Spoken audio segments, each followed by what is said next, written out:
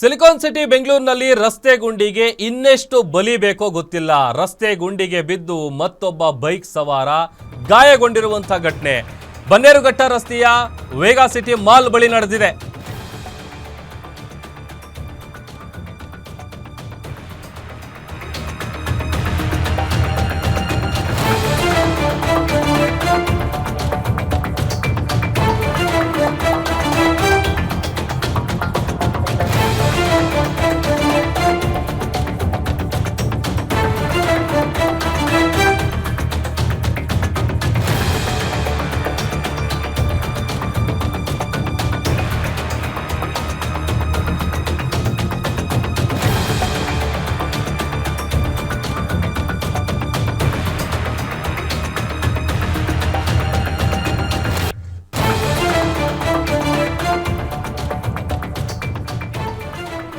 ಬೆಂಗಳೂರಿನ ರಸ್ತೆಗಳ ಪರಿಸ್ಥಿತಿ ಹೇಗಿದೆ ಅಂತಂದ್ರೆ ಯಾವುದೇ ರಸ್ತೆಗೆ ಹೋಗಿ ಬರೀ ಗುಂಡಿ ಗುಂಡಿ ಗುಂಡಿ. ಮತ್ತೊಂದು ವಿಚಾರ ಅಂತ ಅಂದ್ರೆ ಜೀವ ಹೋಗೋವರೆಗೂ ಬಹುಶಃ ಯಾವ ಅಧಿಕಾರಿಗಳು ಎಚ್ಚೆತ್ತುಕೊಳ್ಳಲ್ಲ ಅಂತ ಕಾಣುತ್ತೆ.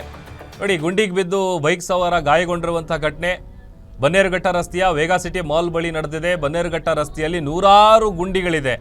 ರಸ್ತೆ ಗುಂಡಿಯನ್ನ ತಪ್ಪಿಸೋದಕ್ಕೆ ಹೋಗಿ ಬಿದ್ದು ಗಂಭೀರವಾಗಿ ಗಾಯಗೊಂಡಿದ್ದಾನೆ. ಬೈಕ್ ಸವಾರ ಬೀಳುವಂತ ದೃಶ್ಯ ಕ್ಯಾಮೆರಾದಲ್ಲಿ ಸೆರೆಯಾಗಿದೆ. ಅವಘಡ ನಡೆದು ಒಂದು ದಿನ ಆದರೂ ಕೂಡ ಇನ್ನೂ ಅಧಿಕಾರಿಗಳು ಎಚ್ಚೆತ್ತುಕೊಂಡಿಲ್ಲ. ಗುಂಡಿ ಮುಚ್ಚುವಂತ ಗೋಜಿಗೂ ಹೋಗಿಲ್ಲ.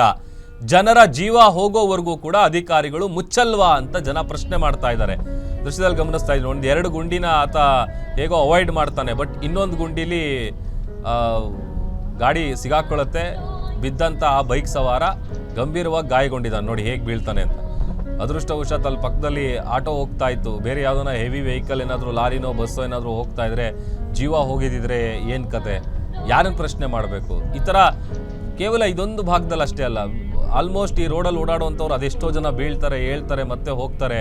ಪ್ರತಿನಿತ್ಯ ಹಿಡಿ ಶಾಪ ಹಾಕ್ಕೊಂಡು ಓಡಾಡುವಂತಹ ಪರಿಸ್ಥಿತಿ ಅಲ್ಲಿ ಓಡಾಡುವಂಥ ಜನರಿಗಿದೆ.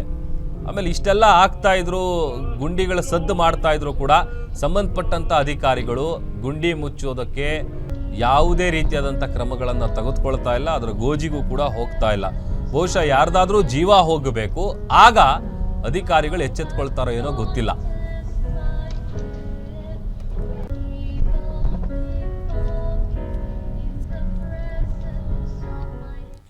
ಹೆಚ್ಚಿನ ಡೀಟೇಲ್ಸ್ ಕೊಡ್ತಾರೆ ನಮ್ಮ metro reporter Charan. Live join ಆಗ್ತಾ ಇದ್ದಾರೆ. ಚರಣ್, ನಿಜಕ್ಕೂ ಪ್ರತಿನಿತ್ಯ ಒಂದಲ್ಲ ಒಬ್ರು ಬೀಳ್ತಾನೆ ಇರ್ತಾರೆ. ಜೀವ ಹೋಗೋವರೆಗೂ ಅಧಿಕಾರಿಗಳು ಕಾಯ್ತಾ ಇದ್ದಾರೆ, ಏನ್ ಕತೆ ಅಂತ?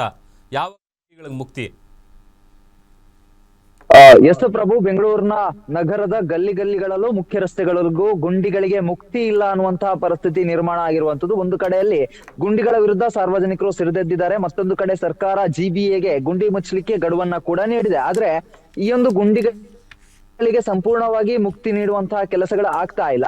ಎಲ್ಲೋ ಒಂದು ಕಡೆಯಲ್ಲಿ ತೇಪೆ ಹಚ್ಚುವಂತಹ ಕೆಲಸವನ್ನ ಮಾಡ್ತಾ ಇದ್ದಾರೆ. ಈ ಒಂದು ಬನ್ನೇರುಘಟ್ಟದ ವೇಗಾ ಸಿಟಿ ರಸ್ತೆಯಲ್ಲಿ ನಿನ್ನೆ ಬೆಳಗ್ಗೆ 9 ಗಂಟೆಗೆ ವಾಹನ ಸವಾರ ಸಾವಿನ ಬಾಯಿಯಿಂದ ಕೊಂಚದರಲ್ಲೇ ಮಿಸ್ ಆಗಿರುವಂತದ್ದು. ಜಸ್ಟ್ ಮಿಸ್ ಅಂತ ಹೇಳಿದ್ರೆ ತಪ್ಪಾಗ್ಲಿಕ್ಕಿಲ್ಲ. ಗುಂಡಿಯಿಂದಾಗಿ ವಾಹನ ವೇಗವಾಗಿ ಬರ್ತಾ ಇದ್ದಂತಹ ದ್ವಿಚಕ್ರ ವಾಹನ ಸ್ಕಿಡ್ ಆಗಿ ಆಟೋದ ಮೇಲೆ ಬಿದ್ದಿರುವಂತದ್ದು.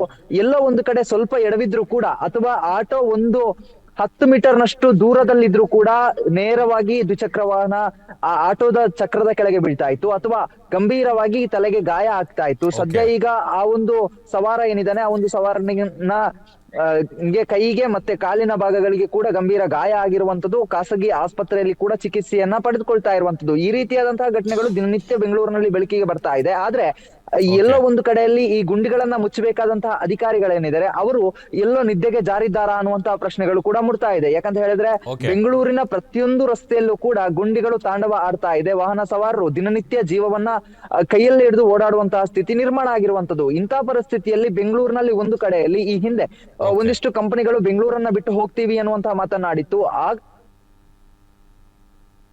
Okay, thank you Charan.